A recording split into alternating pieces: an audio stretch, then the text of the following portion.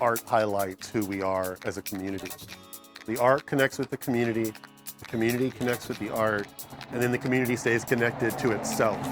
And I think that's really sort of the key thing. You've got to highlight these things that you're proud of about your community, and art can do that. Art can draw attention to places that are forgotten, whether it's a story or people or physical places. What does it mean to take up space here? Where has the community been? Where is it going? I feel like the thesis of my work is community arts, and I really like to uplift and amplify voices that need to be heard. I initially spoke with the board of DGA. We just had a lot of organic conversation around what the legacy is here, why the story is important, why it needs to be told, and how we can do it in a tasteful way. It was important for me that a kid, maybe from a certain side of town, that don't know and all they have around are the people or what they see on TV, that they could come to a building and ask the question like, who is that? And then we can start to take them on that journey, start to talk about, well, this is who this is what they did. This is actually someone that's within your own community. That's why it was important for it to be also local. That's why you don't see any more of the national figures. History is a series of stories, and this is like the entry point for a lot of these stories of these African-American leaders and influencers. We wanted to do more than just have a mural go up. We wanted to do something that had a lot of community involvement.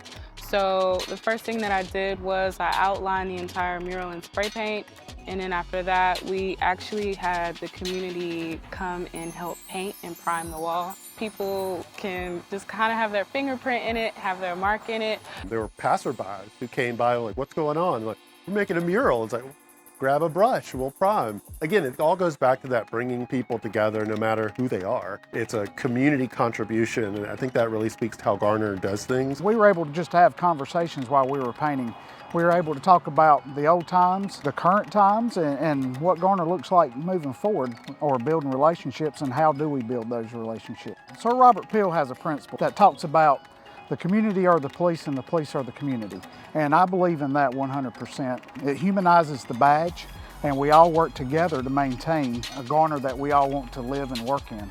And that's the point of doing things like this, right? So we can have these type of conversations, all the type of conversations that we have had just within about race, economics, about what the things that we should be teaching our children and so forth, just by constructing. That's the importance of having art, right? That's the importance of having someone like Georgie that's in touch with something that they get to express. In its essence, we all want the same thing, and doing projects like that allow us to put down the veil of that you're not a part of me, that we can all come together, that we can all have a unified aim, and that we can see each other as one sort. And so it was amazing for us to be able to do that. I'm super honored to be a part of this tribute to the Black community here in Garner, North Carolina. Me being from North Carolina, and I'm from a smaller city, and it reminds me of one of those like homemade cities that is kind of evolving through its own story and becoming something greater.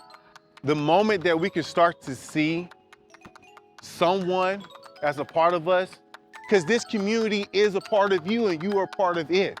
And I want to participate in a way with the highest level of qualities and virtues and stewardship.